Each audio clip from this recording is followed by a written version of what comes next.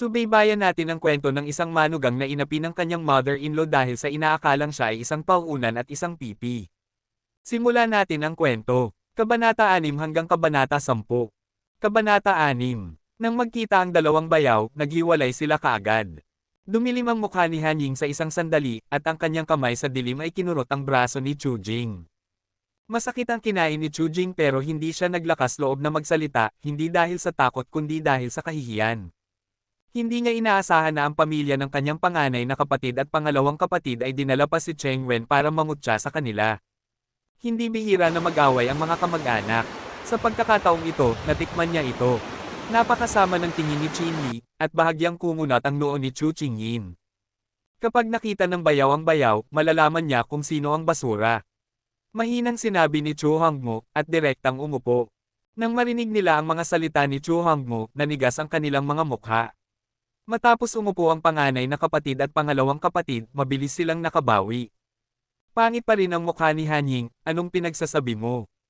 Mukhang inosente si Chu Hongmo, mali ba ako? Ang asawa ni Ate Ming, naaalala kong isang opisyal ng Yangcheng. Tingnan mo ulit si Qin Li, ang walang trabahong palaboy. Okay lang kung sasabihin ng mag-asawang fan ang pangungusap na ito, ang resulta ay lumabas sa bibig ni Chu Hongmo, ngunit nagdulot ito ng kaunting pagkasunog ng mukha at pag-aalala sa dalawang tao. Kinagat ni Han Ying ang kanyang labi at sumulyap kay Qin Li. Nakabawi na si Chu Qingyin at kalmado ang kanyang mukha. Nang akmang magsisimula ng makipag-usap si Chu Jing, nakita niyang tumayo si Cheng Wen. Tito, unang salo natin ito, kaya may dala akong kaunting regalo. Tanggapin mo po ito. Sa gayon, inilagay ni Cheng Wen ang isang kahon na gawa sa sandalwood sa gitna ng mesa. Pagkatapos ay tumingin siya sa bahay ng pangalawang kapatid at sinabi, pangalawang tiyahin, mayroon din po. Nang makaupo na si Cheng Wen, tumayo si Dohaw ng pamilya ng pangalawang kapatid, may dala rin akong regalo. Dadalhin ko ito sa iyong sasakyan pagkatapos maghapunan. Ang pagkain at alak mula sa kabisera ay mabuti para sa iyong kalusugan. Oh, may puso sina Cheng Wen at Dohaw. Hindi tulad ng ibang tao, nagtitipon sila ng 2 o 3 beses at hindi nagdadala ng regalo. May ngiti na sinabi ng ilang tao na may kahulugan. Sa sandaling iyon, binuksan ni Chu Jing ang kahon sa kanyang harapan. Nang makita niya ang mga bagay sa loob, nanlaki ang kanyang mga mata, mahal ko, ito, mangkok na yuan, blue and white. Sumigaw ang boses ni Chu Jing, at agad na napuno ng pagmamalaki ang mukha ni Cheng Wen, tito, espesyal kung pinadalhan ng tao para kunin ito mula sa kanayunan. Alam kong gusto mo ang yuan blue and white, kaya ibibigay ko ito sa iyo. May puso ka, napakalaking yuan blue and white, magkano ang halaga nito? Nanginginig ang puso ni Chu sa sandaling iyon. Mula sa kanyang pananaw, ang kulay at disenyo, kasama na ang pagkakayari ng mangkok, ay tunay. Hindi naman mahal. Para kay Cheng Wen, isang patak lang ito sa dagat. Bago pa magsalita si Cheng Wen, naglabas ang panganay na kapatid ng 3 daliri. 300,000. Nagdududa si Dohaw. 3 milyon. Masama ang tingin ng panganay na kapatid kay Dohaw, mas mapagmataas. Oh, talagang magaling si Cheng Wen. Panganay na kapatid, nakahanap ka ng magandang bayaw. Panipi. Wow! Bayaw? Napakabukas palad mo. Kahit na bagong sumali lang ako sa isang dayuhang kumpanya, kailangan kong kumita ng 3 milyong yuan sa loob ng maraming taon. Tumingin si Dohaw kay Cheng Wen na may espesyal na paghanga. Tumawa si Cheng Wen at sumulyap kay Qin Li mula sa sulok ng kanyang mga mata, sa tingin ko tapos na tayong magbigay ng regalo sa ating dalawang nakababatang henerasyon. Kumusta naman ang nakababatang kapatid ni Qin Li? Pagkatapos ng lahat, hindi tayo nagtitipon ng magkakasama kaya hindi tayo pupunta rito ng walang dala, di ba? Sa isang sandali, nakatutok ang mga mata ng lahat kay Qin Li. Lihim na kumunat ang noo ni Han Ying. Naisip niyang nagdala ng mga regalo ang mga kamag-anak na ito. Alam niyang tiyak na namimili sila sa labas. Hindi nagsalita si Qin Li, tumingin kay Cheng Wen. Oh, pala, mali ako.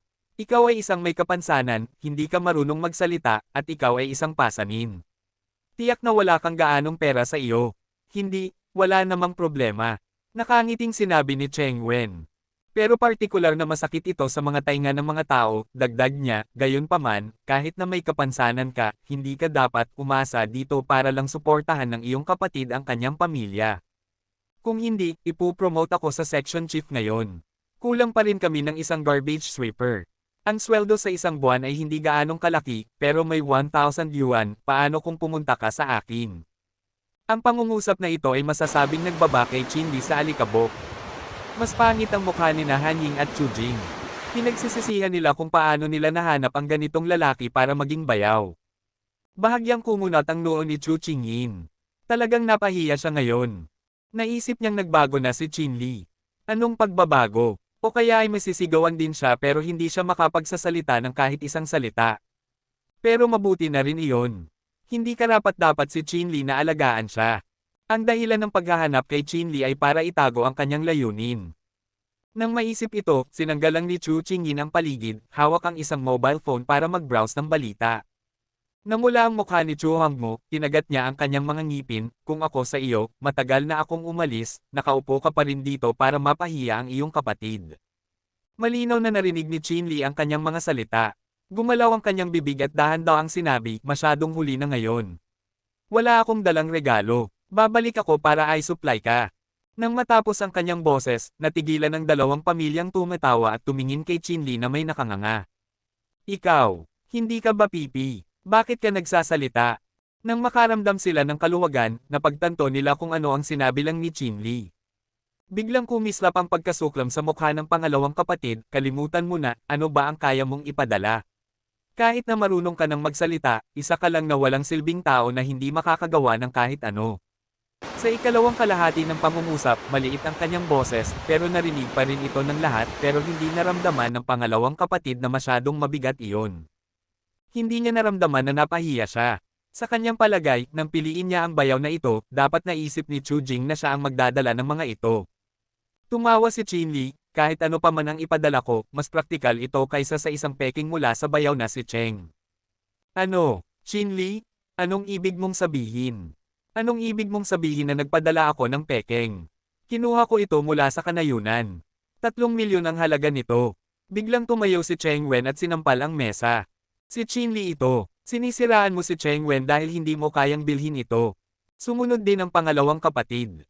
Sa inyo, kahit na si Chu Jing ay hindi kasing level ni Cheng Wen. Isang taong malapit nang ma-promote sa section chief, isang salita lang, kahit na ang buong mesa ng mga tao ay tutulong sa kanya na magsalita. Nagngisi si Chinli. Talagang malas na maging section chief ang ganitong tao. Wala akong pakialam kung gumastos ka ng 3 milyon o hindi at saan mo ito nakuha. Pero peking ito. Naglakas loob na sabihin ito ni Chinli dahil nakikita niya ito. Hindi ito batay sa karanasan, pero makikita na ang mangkok na Yuan Blue and White ay natatakpan ng isang layer ng itim na hangin. Ang malaking mangkok na ito, natatakot ako, ay inilagay sa libingan pagkatapos ni Gao Fang at kinuha pagkalipas ng higit sa 10 taon. At ang libingan na ito ay isang libingan din ng masasamang espiritu. Sa madaling salita, ang mangkok na Yuan Blue and White ay hindi lang isang pekeng, kundi isang sakuna. Kung talagang dadalhin ni Chu Jing ang malaking mangkok na ito sa bahay ngayon, tiyak na mamamatay o masasaktan ang pamilya Chu. Pero ngayon, ayaw pang malaman ni Chinli. Gusto niyang alisin ang masasamang espiritu pagkatapos niyang umuwi. Gayunpaman, paulit-ulit na hinanap siya ni Cheng Wen ng gulo, at pagkatapos ay sinimulan niyang sabihin ang katotohanan. Nagsisinungaling ka. Anong ebidensya ang meron ka? Sobrang excited si Cheng Wen sa sandaling iyon. Talagang kinuha niya ang mangkok na blue and white, pero 30,000 yuan lang ang halaga nito.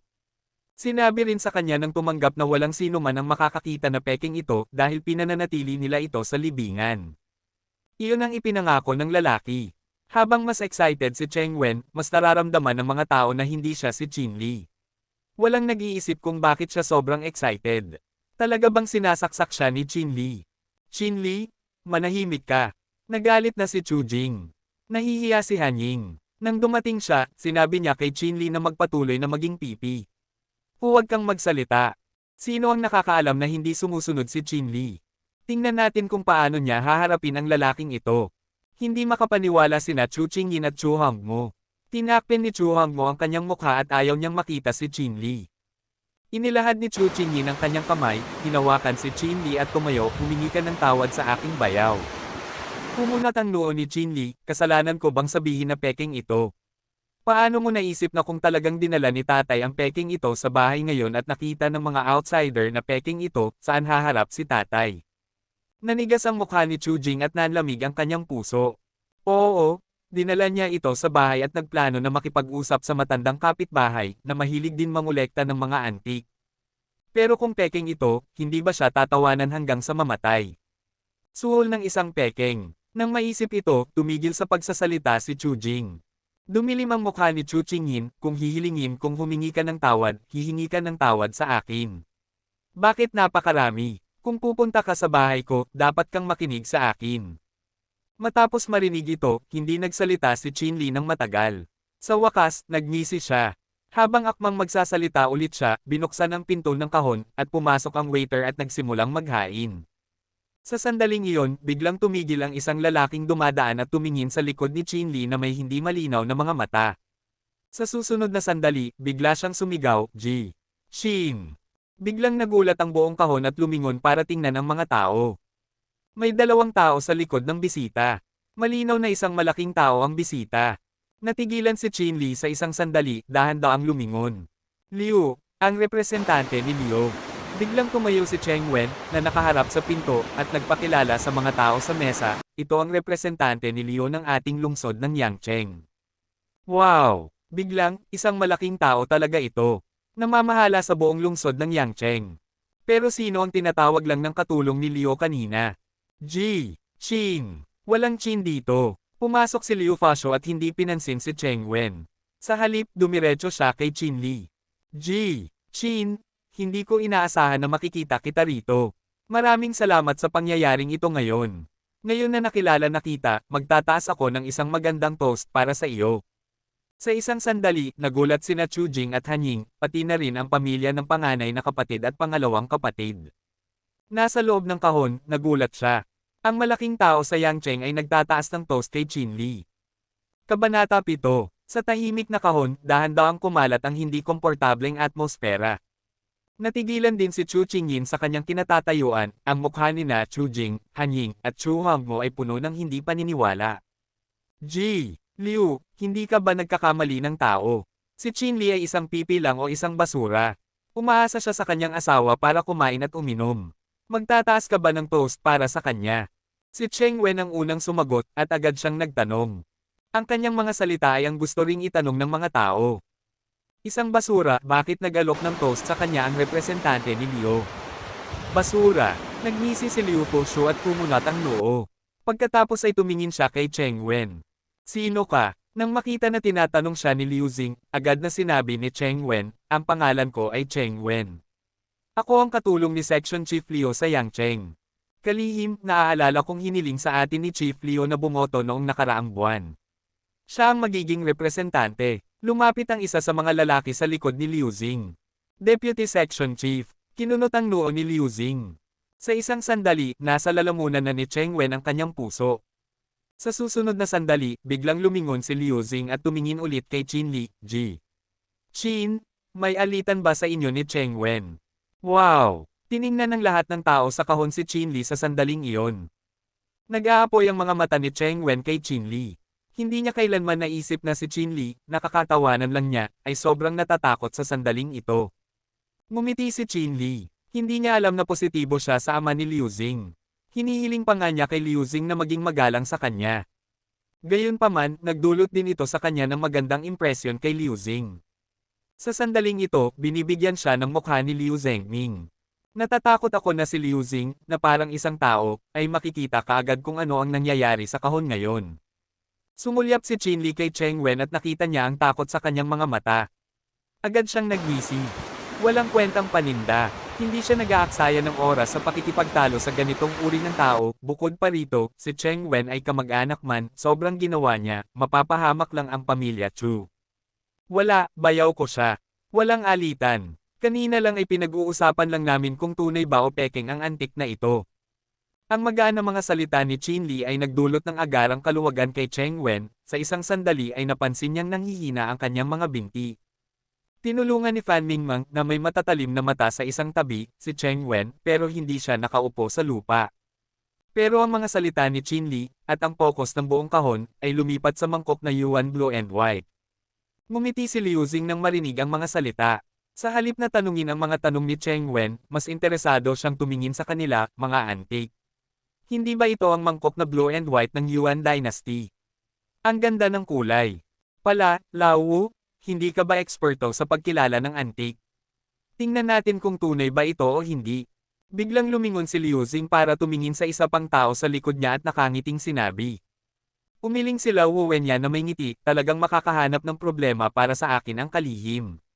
Matagal na akong hindi nakakakilala, pero ang blue and white na ito ng Yuan Dynasty ay dating specialty ko.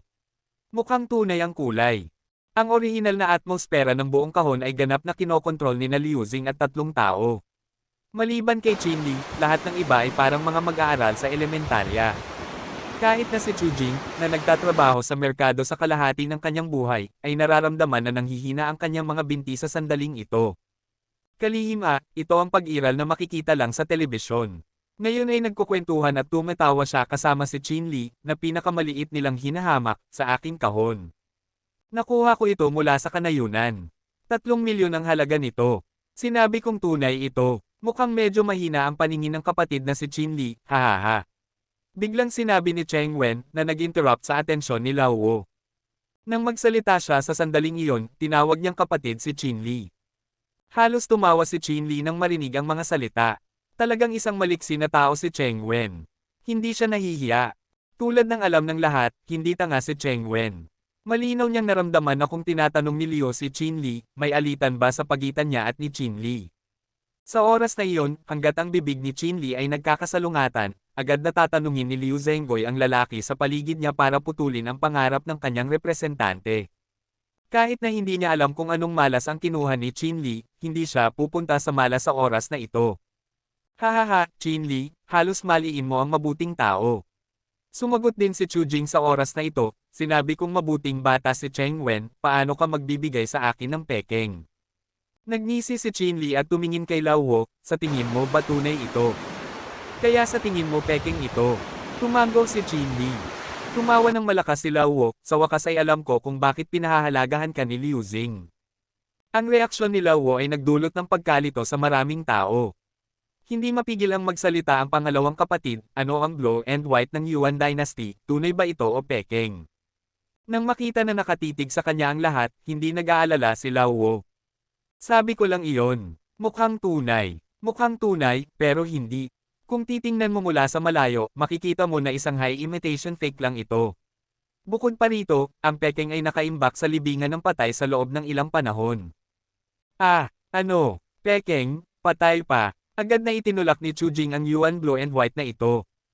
Ayaw ding magtago ni Han Ying. Ang mga salita ni Lao Wu ay parang bomba na biglang sumabog. Maliban kay Cheng Wen, nagulat ang lahat.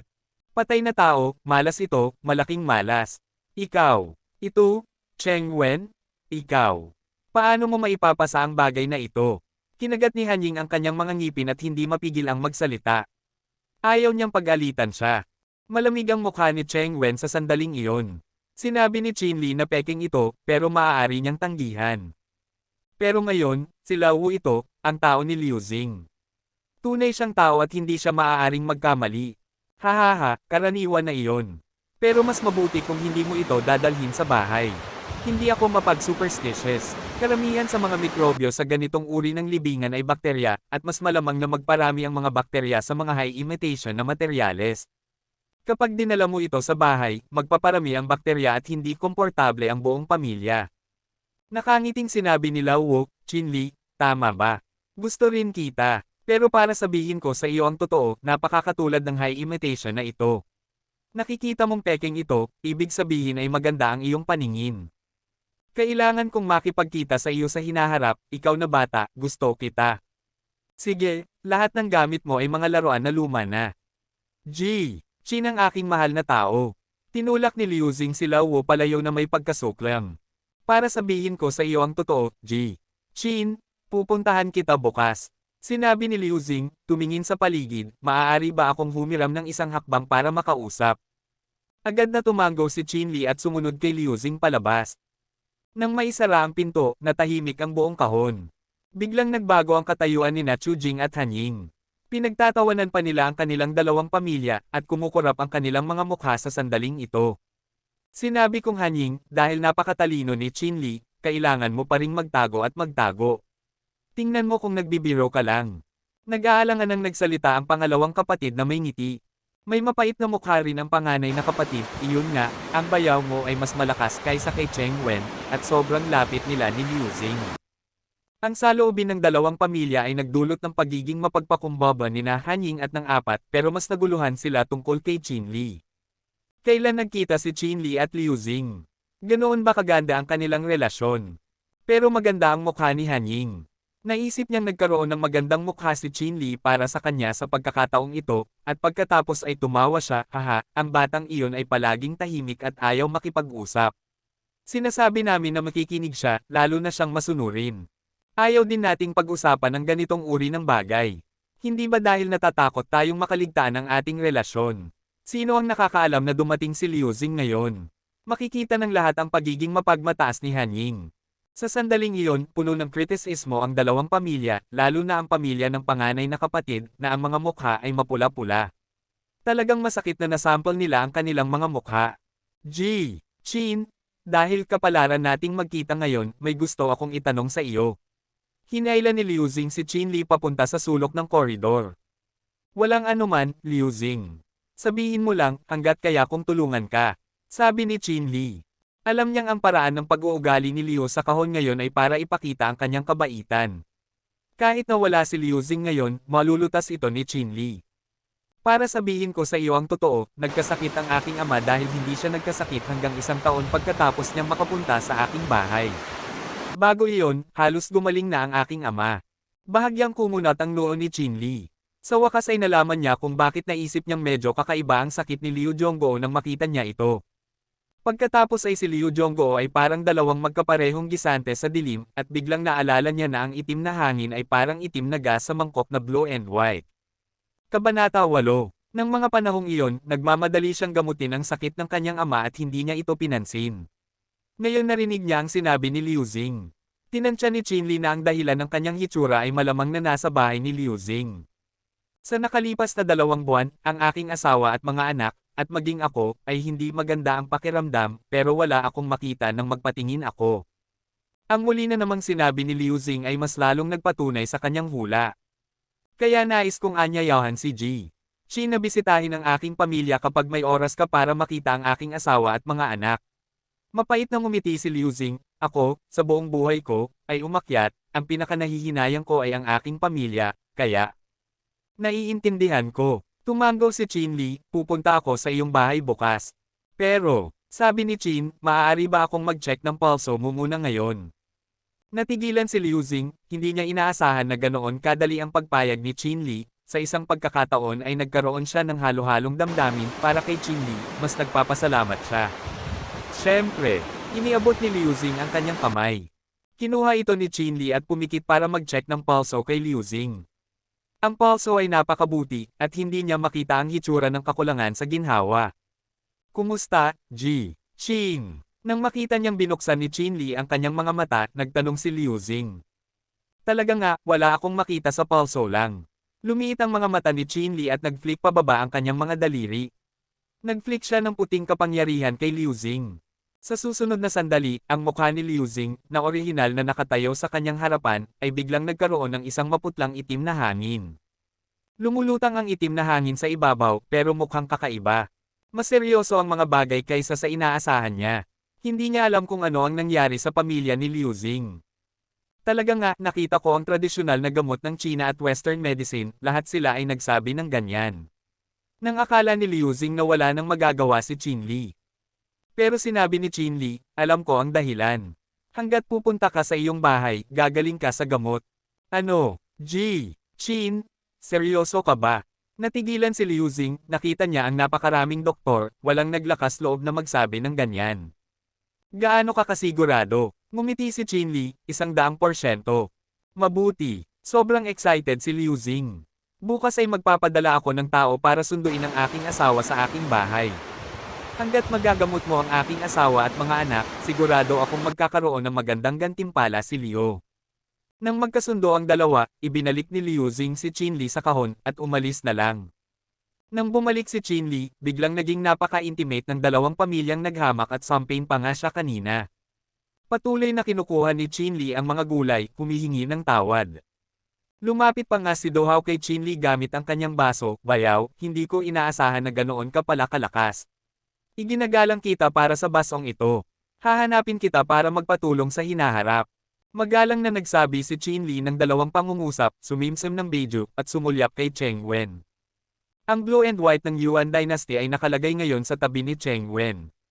May depekto sa sulok ng kahon na gawa sa sandalwood na may blue and white ng Yuan Dynasty. Parang may nangyaring malaking bagay habang wala siya. Bumalik-balik ang pagkain, pero sa pagtatapos ng pagkain, ang kakaibang panganay na kapatid at ang pangalawang kapatid ang naghatid sa pamilya ni Chin-li sa sasakyan bago sila umalis. Madalas, umalis silang lahat nang hindi tumitingin kay Chin-li.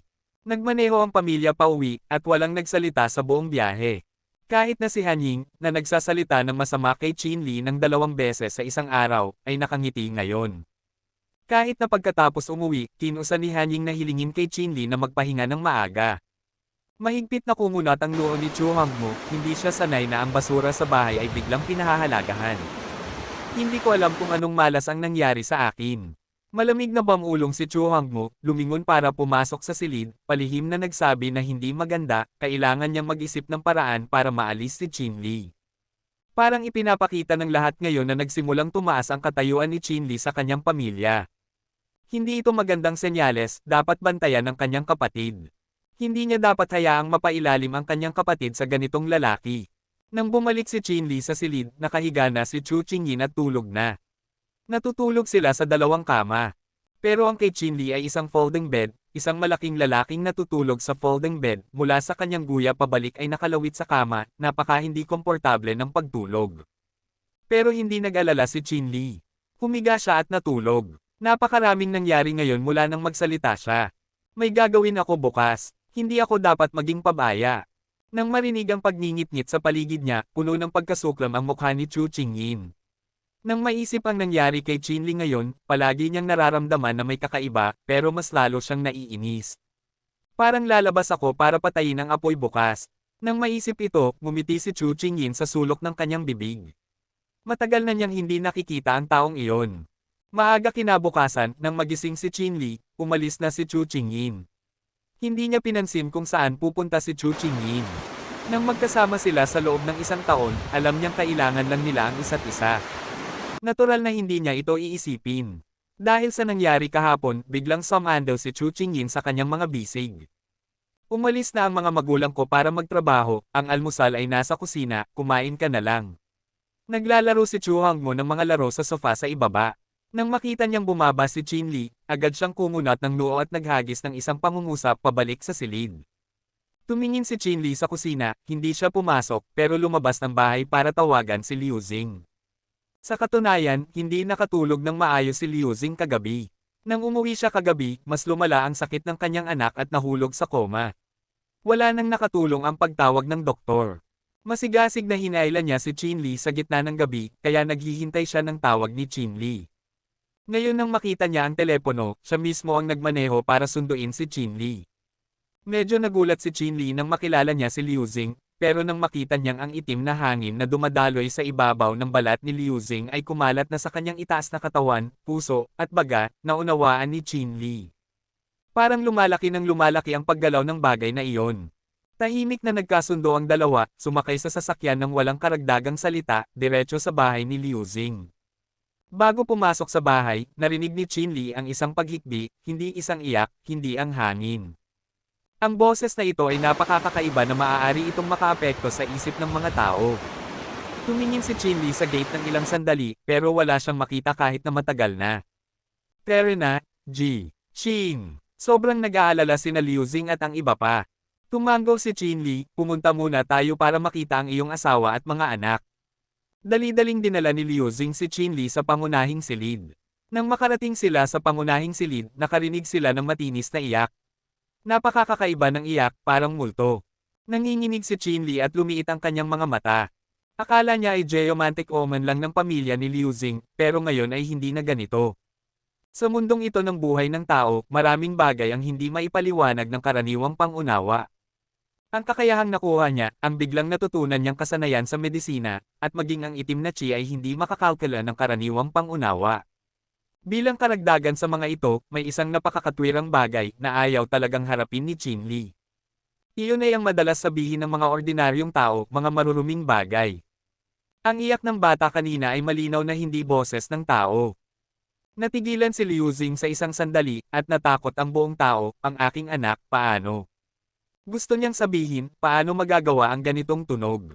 Pero hindi niya naglakas loob na sabihin ito dahil natatakot siya. Ang nangyari sa bahay kamakailan ay napakakaiba.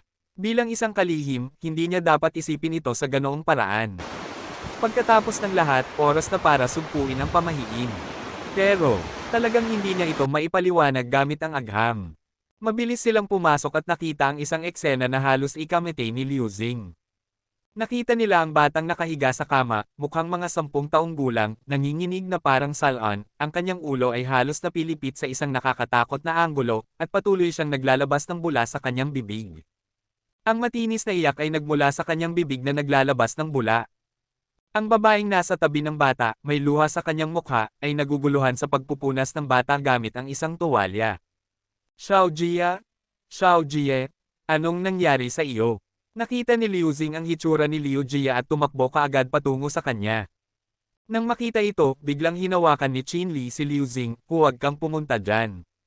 Dahil sa pagsigaw ni Qinli, bumalik sa katinoan si Liu Xing, pero nag-aalala pa rin siyang tumingin kay Liu Jia. Magbibigay ako sa kanya ng injection at magiging ayos na siya. Lumiit ang mga mata ni Qinli at kinuha ang silver needle na binili niya kanina. Espesyal niyang dinala ang silver needle ngayon. Nang lumapit si Qinli at tumayo sa tabi ng bata, mas lalong nakakasakit sa puso ang boses ni Liu Jia.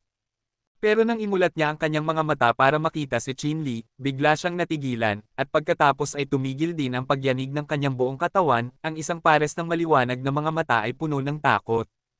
Pero alam ni Qinli na hindi si Liu Jia ang natatakot, kundi ang maruruming bagay na nakakapit kay Liu Jia. Ang pamilyang Liu na ito, dapat kalkulahin, may nilagay na isang bagay. Kumislap ang mga mata ni Qinli. Itinaas niya ang silver needle at itinurok ito sa acupoint ni Liu Jia. Pagkatapos ilagay ang higit sa 10 silver needle sa mga acupoints, dahan-dahang nakatulog si Liu Jia. Nang makita ito, tumingin si Qinli kay Liu Xing, ang mga injection na ito ay nagagamot sa mga sintomas, pero hindi sa ugat ng sakit. Kung gusto mo ng lubos na paggamot, kailangan ko ng isang Jade Avalokite Sfera. Jade Goddess of Mercy. Natigilan si Liu Xing sa isang sandali, akmang bubuksan na niya ang kanyang bibig para mag-utos ng pagbili ng tao, binuksan ng natutulog na si Liu Jia ang kanyang bibig na parang natatakot sa isang bagay, at biglang tumunog ang matinis na iyak. Hindi lang iyon, direktang tumalon siya at tumakbo palabas, okay na ako, hayaan mo siyang umalis, umalis ka na. Kabanata Siyam. Ang ginawa ni Liu Jia sa sandaling iyon ay nagdulot ng lubos na pagkagulat kina Liu Xing at sa kanyang asawa.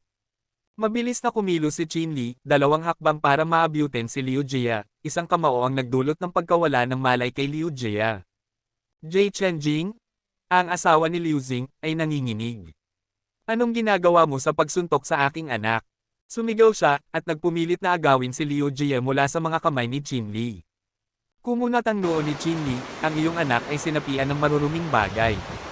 Kailangan mong pilitin silang lumabas. Napilitang magpaliwanag si Qinli. Ba, ikaw ang sinapian. Kalokohan, Liu Xing. Anong basura ang nahanap mo? Kaya bang gumalaw ang aking anak? Isa lang siyang may sakit na nagsasabing sinapian siya ng maruruming bagay. Iyon ay isang neuropathy. Mabangis ang mukha ni Chenjing, at puno ng sama ng loob ang mukha ni Qinli. Kumunat ang noo ni Qinli. Ang impluensya ng bagay na iyon ay napakalakas na naapektuhan din ang pag-iisip ni Chenjing. Shin. Kumunat din ang noo ni Liu Xing. Talagang ang mga salita ni Qinli Gang ang nagdulot ng pagkarinig ng ilang kalokohan sa mga tao. Sa lipunan ngayon, saan pa naroon ang Diyos ng mga baka, multo, at ahas.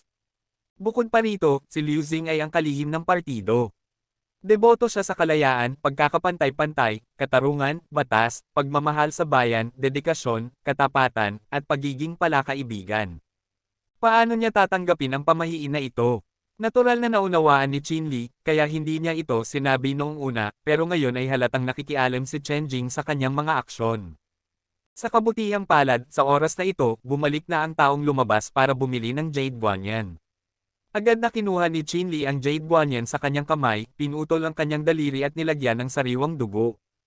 Pagkatapos ay idinikit niya ang Jade Guanyan na may bahid ng dugo sa noo ni Liu Jia. Sa isang kisap mata, ang katawan ni Liu Jia ay ganap na lumambot at lumabas ang bagay. Nang makita ni Qinli ang anino na lumalabas, ibinuhos niya ang Silver Needle sa espiritual na kapangyarihan at binitawan ito sa hangin. Pagkatapos, nakanganga sina Chen Jing at Liu Zhengmo at nakita na tumama ang Silver Needle sa isang bagay sa hangin, at pagkatapos ay lumitaw ang isang itim na figure sa lupa. Pero sandali lang, tuluyang nawala ang figure. Sa sandaling ito, nakahinga ng maluwag si Qinli. At least, natanggal na niya ang maruruming bagay. Pagkatapos, kailangan lang niyang makita kung ano ang ginawa sa pamilya Liu. Nakahinga siya ng maluwag, pero tulala sina Liu Xing at Chen Jing. Naglakas loob silang tiyakin na tama sila. Ang itim na anino na lumilitaw sa hangin ay hindi isang individual. Natakot si Chen Jing at hindi na naglakas loob pang magsalita. Niyakap niya si Liu Jia at nakahiga na nanginginig sa kama. Nang makita ito, bumantong hininga si Qinli. Huwag kang mag-alala, kalihim Liu, ang katinoan ng iyong asawa ay nababagabag ng bagay na iyon. Hanggat malulutas ko ang sitwasyon sa iyong pamilya, gagaling ang iyong asawa. Tumango si Liu Xingleng, pinipigilan din niya ang kanyang sarili sa sandaling ito, sumunod kay Qinli para maglakad-lakad sa bakuran sa sandaling ito. Pero kakaiba, tiningnan ni Qinli ang lahat ng dako pero wala pa rin siyang nakitang kakaiba. Sa wakas, naalala niya na nang unang pumasok siya sa pamilya Liu, kakaiba ang pinto. Ngayon ay pumunta si Qinli sa pinto, kalihim Liu, may natanggap ka bang mga espesyal na tao kamakailan? Bumalik na sa normal si Liu Xing ngayon. Pagkatapos ng lahat, siya ay isang taong nag-crawl at gumulong sa lipunan. Ang kanyang psychological endurance ay hindi maihahambing sa mga ordinaryong tao. Mga espesyal na tao. Nag-isip si Liu Xing, wala. Nagulat si Qinli, sabi ko ang isang bagay na espesyal, tulad ng isang bagay na hindi tama sa iyo o isang taong tumanggi kang bisitahin. Natigilan si Liu Xing, pala, naaalala ko. Isang taon na ang nakalilipas, nang unang dumating ako sa Yangcheng, dumalaw sa akin ang representante ng kalihim. Nakakatuwa na gusto niyang makasama ako. Hindi ako pumayag. Tumango si Qinli, mukhang malamang na mangyari ang sitwasyon na ito sa representante ng kalihim. Gayunpaman, nang walang ebidensya, hindi siya magbibigay ng konklusyon. Nang mga panahong iyon, nang umalis siya, nasaan siya sa pinto? Muli na namang nagsalita si Qinli. Siya. Naalala kong dahil hindi ko man lang siya pinapasok noon, nakatayo siya sa posisyong iyon nang kausapin ko siya sa kabila ng pinto. Tinuro ni Liu Xing ang kaliwang bahagi ni Qinli, na nasa ugat ng pader sa tabi ng pinto. Medyo natahimik si Qinli sa kanyang puso, at masyadong matapat si Liu Xing. Hindi katakataka na naaalala ng mga tao na hindi man lang sila nakapasok sa pinto. Gayunpaman, nang tumingin si Qinli, bigla siyang nakakita ng isang maliwanag na bagay sa ugat ng pader. Akmang kukunin ito ni Qinli Dang. Isang bato ito, jade to be exact. Ang pinakamahusay na suet jade, pero ang kakaiba ay hindi malamig ang jade, kundi mainit, na parang sinunog ng apoy. Sa jade na ito, may malakas na itim na hangin, na higit sa 100 beses na mas malakas kaysa sa blue and white ng Yuan Dynasty. Agad na pinalakas ni Qinli ang jade sa kanyang mga kamay, at dinurog ang jade, okay na. Okay na, hindi alam ni Liu Xing kung bakit. Tumango si Qinli, pwede mo nang maramdaman ang iyong katawan ngayon. Kakaiba ang paggalaw ng leeg ni Liu Xing, at bigla niyang napansin na ang kanyang mabigat na katawan ay biglang gumaling, wala nang sakit ang kanyang leeg, at hindi na rin siya nahihilo. Nang maisip ito, dali-dali siyang bumalik sa silid at nakita niyang minamasahe ni Chen Jing ang kanyang ulo at nakatayo, nakabawi na ang kanyang maamong hitsura. Ito ba, okay na? Tumingin siya kay Liu Xing, hindi makapaniwala, hindi na nahihilo ang ulo. Diyos! Lumunok si Liu Xing at naglaway, lumingon para tumingin kay Qinli, at agad na lumuhod. Mabilis na ay nalalayan ni Qinli si Liu Xing, hindi. Nagagamot lang ako ng sakit. Naunawaan ni Liu Xing, pero kailangan pa rin niyang purihin, napakaraming doktor na walang kasing lalim ni Qinli, ang sanhi ng sakit ay may ganitong sitwasyon pa nga. Marami siyang natutunan ngayon. Hindi mo maaaring tanggihan ang sinabi mo noon. Tumawa si Liu Xing at mas binigyang pansin si Qinli. Sa ganitong paraan, bibigyan kita ng bayad sa konsultasyon ayon sa kahilingan ng aking kapatid. Bukod pa rito, hahanap ako ng tao para magtayo ng ospital para sa iyo. Ano sa tingin mo? Ospital. Natigilan si Chinli, pero hindi niya ito naisip dahil hindi niya naisip na magagamot niya ang mga tao sa lahat ng oras. Gayunpaman, ang sitwasyon nitong 2 araw ay nagparamdam sa kanya na gusto niyang tumulong sa iba. Mabuti, kung makakatulong ka sa iba, hindi ka maaaring matuto ng walang kabuluhan. Kahit na makita mo ang iyong mga magulang, matutuwa sila para sa iyo. Tinatanggap ang pasasalamat ni Liu Xing, at mang-aalis na si Qin Ligang. Biglang naalala ni Liu Xing ang isang bagay. Pala, may hiniling sa akin ang aking kapatid para sa iyo. Tinapik ni Liu Xing ang kanyang noo, halos nakalimutan ko. Hindi ko alam kung mayroon ka bang gamot na ginamit mo para gamutin ang kanyang taghiyawat noong nakaraang pagkakataon. Gusto niyang bilhin ito ng maramihan at kaya niyang magbigay sa iyo ng mataas na presyo. Natigilan si Chinli sa isang sandali, ang gamot para sa taghiyawat. Oo, meron ako. Hindi ko alam kung gaano karami. Well, hihilingin kong bumalik siya sa iyo. Ibibigay ko sa kanya ang iyong numero. Hindi masyadong malinaw si Liu Xing, hayaan lang niyang mag-usap sina Chinli at Liu Wan. Pumayag si Chinli na bumaba at tumanggi sa paghatid ng driver. Naglakad siya pauwi mag-isa. Madilim na ngayon. Hindi kalayuan ang bahay ni Liu Xing sa bahay ng pamilya Chu. Naipasa na ni Chinli ang kalsadang ito noon. Bago, naisip din niyang papasok siya sa paaralan, papasok sa lipunan at mag-aasawa at magkakaroon ng negosyo sa buong buhay niya tulad ng mga ordinaryong tao. Pero ang pagkawala ng mga magulang, ang paglitaw ng matanda, pipi sa loob ng 10 taon. Kahit na ang pinakamamahal niyang unibersidad, hindi siya nagtagumpay, pero nagtiis siya ng 4 na taon ng pagtuturo at pang-aabuso. Kahapon lang siya nakakita ng liwanag ulit.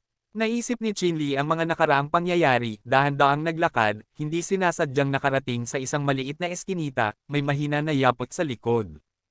Sa isang iglap, nagising si Chinli at biglang huminto. Sino? Lumingon siya at tumingin sa kanyang likuran. Hindi pa. Oh, hindi naman masama ang pagiging alerto, pero ano naman. Lumabas ang isang lalaki mula sa anino, ang kanyang mukha ay puno ng galit kay Chinli. Chinli? Nagkita na naman tayo, sa pagkakataong ito, hahayaan kitang pumunta sa impyerno. Kumislap ang mga mata ni Chinli. Malinaw niyang nakita ang taong dumating, at nakangiti siyang nakarelax. Hindi ko alam kung sino ito. Ikaw pala. Hindi ibang tao ang dumating dito. Si Liu Minghao, na palaging gustong mamatay si Chinli.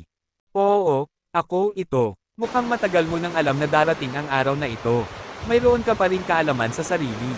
Sa ganitong kaso, huwag mo nang hintayin na gawin ko ito. Hanggat masisira ang iyong mga kamay, titigil ang lahat ngayon. Nakakrus ang mga braso ni Liu Minghao at tiningnan si Chinli na parang laruan. Hindi niya alam na hindi na si Chinli ang dati, at hindi rin niya alam na ngayon ay partikular na gusto ni Kalihim Liu si Chinli. Kung alam niya ito, hindi na siya maglalakas loob na bumalik ngayon. Ayaw mong masira ang aking mga kamay, pero kaya mo. Umiling si Chinli, Liu Minghao, hindi ako nagsimula noong araw na iyon sa bahay ng pamilya Chu. Hindi ako natatakot sa iyo, pero ayaw ko ng gulo. Tumawa si Liu Minghao, ang pagiging duwag ay pagiging duwag, paano ka magkakaroon ng napakaraming kalokohan. Ang tanga ay mahilig mangarap, ikaw iyon. Dahil ayaw mong maging tiyuhin mo, mabuti na rin iyon.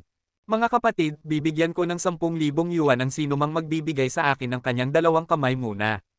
Nang matapos ang boses ni Liu Minghao, higit sa 100 tao ang sumugod mula sa dilim. Nang makita ito, dumilim ang mukha ni Chinli. Hindi niya inaasahan na talagang sasalakayin siya ni Liu Minghao. Well, sa ganitong kaso, hindi na siya tatakas. Lahat sila ay maliliit na gangster, may mga patpat sa kanilang mga kamay, pero hindi sila organisado. Lumapit lang si Chinli, 3 sa ilalim ng 5 nahati sa 2, ilang sipa, at lahat sila ay nahiga sa lupa. Biglang nanigas si Liu Minghao, na orihinal na nagnangisi. Paano mo? Hindi ba isang mahina na manok si Chinli? Hindi ba ito isang basura? Paano napagpasyahan ang lahat sa isang kisap mata? Biglang itinaas ni Liu Minghao ang kanyang ulo at nakita niyang papalapit sa kanya si Chinli ng hakbang-hakbang. Sa sandaling iyon, mabilis na tumitibok ang kanyang puso at bigla siyang lumingon at tumakbo palayo. Huwag kang lumapit, hindi na hinabol ni Chinli. Tiningnan lang niya si Liu Minghao na parang tanga. Sa mahabang panahon, umiling siya at lumingon para umuwi. Para sa kanya, si Liu Minghao ay isang dumadaan lang sa buhay. Wala siyang pakialam. Ang nag-iinter sa kanya ngayon ay ang ospital ni Liu Xing. Nang makarating siya sa bahay, patay na ang ilaw sa unang palapag. Dumiretso si Chinli sa ikalawang palapag at itinulak ang pinto para tanggalin ang kanyang mga damit. Nag-ehersisyo lang siya ng kaunti at medyo pawisan. Maliligaw na siya. Habang tinatanggal niya ang kanyang damit at binubuksan ang pinto ng banyo para pumasok, kakatapos lang maligo ni Chu Qingyin sa pinto ng banyo at nagbabalot ng tuwalya. Habang papasok at lalabas sila, nagkabunggo lang sila sa pinto. Chinli, sino ang nagpahintulot sa iyong magtanggal ng damit dito? Lumabas ka na sa sopa. Namumula ang mukha ni Chu Qingyin, at sa susunod na sandali ay nagalit siya ng malakas, at sinara ang pinto ng banyo. Kumunat ang noo ni Chinli at hindi niya maintindihan kung saan nagmumula ang galit ng babae. Iniisip na ang isang mabuting tao ay hindi nakikipag-away sa isang babae, sinuot ni Chinli ang kanyang mga damit at nagplano na mag-enjoy sa banyo. Pero sa sandaling iyon, tumunog ang cellphone ni Chu Qingyin sa kama sa labas. Lumingon si Chinli at nakita ang caller ID sa itaas, mahal kong asawa. Ha! Natigilan si Chinli. Ito ay Green. Kabanata 10. Bang! Nang biglang bumukas ang pinto ng banyo, agad na lumabas si Chu Qingyin, kinuha ang kanyang cellphone, at pumasok sa banyo para sagutin ang tawag. Mula simula hanggang sa katapusan, hindi siya binalingan ni Chinli ng tingin o paliwanag. Chinli, medyo naiinis siya. Hindi niya alam noon, pero ang bagay na ito ay hindi matitiis ng isang lalaki. Sa sandaling iyon, pumunta si Chinli sa pinto ng banyo at nakinig sa walang katapusang pag-uusap ni Qingyin. Ngunit ang nakakagulat kay Chinli ay hindi ang iba, kundi ang pakikipagkita ni Chu Qingyin sa kanya. Makikita ko kayo sa dati nating lugar mamaya. Dati nating lugar. Ipinapakita nito na hindi ito ang unang beses na nagkita si Chu Qingyin at ang mga taong kausap niya sa telepono. Ayos lang ba iyon? Hindi ka lang green, kundi halatang halata ang pagka-green mo.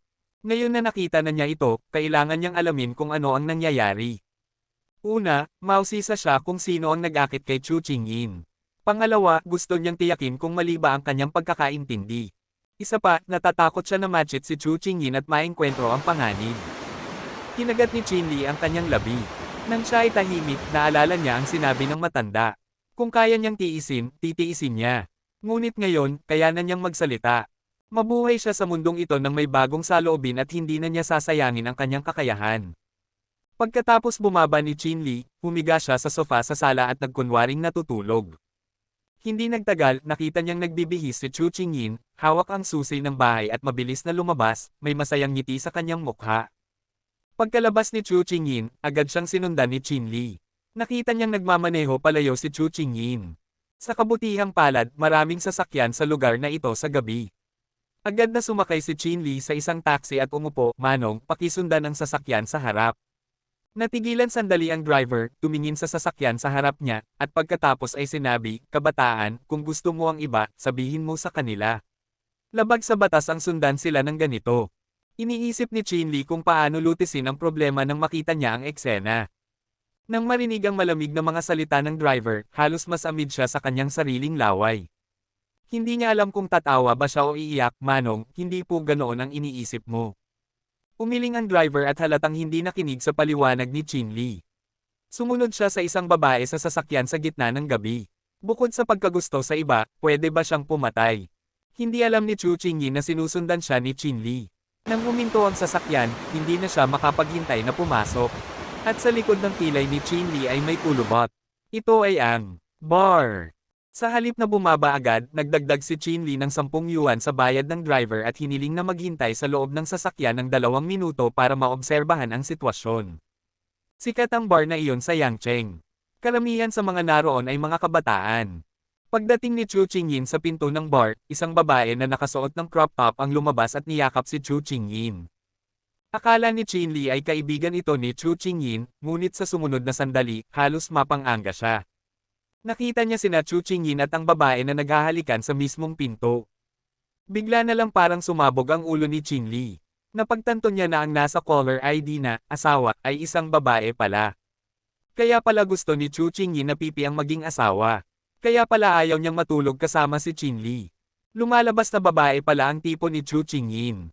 Bamantong hininga si Chinli. Kung lalaki siya, hindi niya ito matatanggap. Kung babae naman siya, wala siyang pakialam. Habang paalis na sana niya ang driver, pumasok na sina Chu Qingyin at ang babae sa bar, at nakita niyang may ginawang, okay, sign ang babae patungo sa isang madilim na lugar. Ang kilos na ito ang nagparamdam kay Chinli ng isang uri ng pagsasabuatan. Agad siyang bumaba ng sasakyan at pumasok sa bar. Lagi niyang nararamdaman na may kakaiba sa kilos na iyon. Sa loob ng bar, maraming nagkakagulong lalaki at babae. Nang makapwesto si Chinli sa isang sulok, nakita niya si Chu Qingyin na yakap-yakap ng babae at pinagbibigyan ng alak. Pero halatang nasisiyahan si Chu Qingyin. Kumunat ang noo ni Chinli at pinagmasdan ang dalawa. Pagkaraan ng 2 o 3 minuto, biglang bumagsak si Chu Qingyin sa mesa. Agad na naisip ni Chinli ang posibilidad. Dahil sa kaya ni Chu Qingyin, hindi siya basta-basta mahihimatay sa loob ng maikling panahon. Mayroong sigurado na gamot sa alak. At tama nga siya, binuhat ng babae si Chu Qingyin at umakyat sa ikalawang palapag. Sa ikalawang palapag, inihilig ng babae si Chu Qingyin sa isang pinto ng kwarto. Pagkatapos ay kumatok siya at umalis.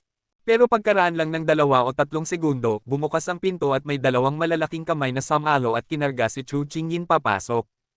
Nang makita ito, nanlamig ang mga mata ni Chinli at naglakad palapit sa pinto ng kwarto. Gusto niyang makita kung sino ang may lakas ng loob na hawakan ang kanyang babaeng si Chu Qingyin. Sa loob ng kwarto, si Chu Qingyin ay nasa kaguluhan. Mahigpit siyang hinawakan sa baywang at pagkatapos ay inihagi sa isang malaking kama. Qingyin, sana hindi mo ako sisihin. Gustong-gusto kita. Dahil ayaw mong makipaghiwalay sa basura na iyon, hindi ako makakalaban sa basura na iyon, kaya kailangan kong gawin ito. Ang boses ng lalaki ay nasa loob ng kwarto, na medyo madilim at nakakatakot. Pagkatapos, inilabas ng lalaki ang isang kamera mula sa sulok at itinok ito sa malaking kama. Pagkatapos ng gabing ito, ikaw na ang akin. Ang mga mata ng lalaki ay puno ng kasabikan. Hanggat mayroon siyang video na ito, kahit na gusto man ni Chu Qingyin o hindi, siya ay makokontrol niya magpakailanman. Sa pag-iisip nito, mabilis na yumangay ang kanyang dibdib, parang lobo, sumugod siya sa malaking kama at inabot ang damit ni Chu Qingyin upang punitin ito. Ngunit sa oras na iyon, biglang kumatok sa pinto ng kwarto, ang lalaki ay lumingon ng may inis, sino yan? Mula sa labas, nag-aalab ang mga mata ni Chinli, ako ang naghahatid ng alak.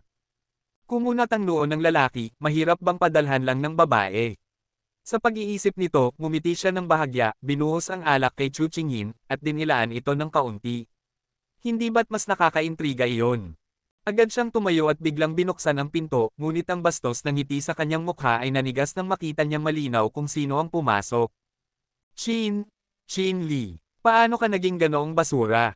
Siya ay natakot at nagtaas ng kamay upang isara ang pinto. Ngunit sa susunod na sandali, bago niya itong maisara, siya ay itinulak papasok ng kwarto ni Chinli. Liu Minghao, may lakas ng loob ka bang magpakita? Malamig na tinitigan ni Chinli ang lalaki sa harap niya. Nang makita niyang may mali, naisip niya ang lalaking ito, ngunit hindi niya inaasahan na agad siyang makakahanap ng ibang tao pagkatapos na hindi siya makalaban. Si Chu Qingyin ay nag-schedule sa kanya at nag-order ng isang bagay. Napakarami mong problema. Unti-unting lumapit si Chinli kay Liu Minghao. Mukhang hindi ko talaga dapat pinakawalan ka ngayon. Natarante si Liu Minghao. Iniisip niya kung ano ang magiging ekspresyon niya kapag nalaman ni Chinli na si Chu Qingyin ay makikipaghiwalay sa kanya bukas pagkatapos na siya ay maging kay Chu Qingyin. Nasa kanyang imahinasyon pa rin si Liu Minghao. Sa susunod na sandali, nakita niya si Chinli na nakatayo sa harap niya. Hindi, nagkamali ka. Si Liu Minghao ay nilunok at nilagop. Ang kanyang kamay ay nanginginig at inilagay niya ito sa likod niya. Gusto niyang kunin ang vase sa likod niya. Ang malamig na liwanag sa mga mata ni Chinli ay kumislap, hindi na siya nagbigay ng anumang mukha kay Liu Minghao, at tinadyakan siya. Bang! Si Liu Minghao ay palaging isang bulaklak sa greenhouse. Halos mawalan siya ng malay pagkatapos maranasan ang ganitong sakit. At ang isang paa na ito, ganap na pinigilan ang plano ni Liu Minghao na patayin si Chinli, ngunit hindi nag-intindi si Chinli na huminto. Ilang beses na kitang binigyan ng pagkakataon.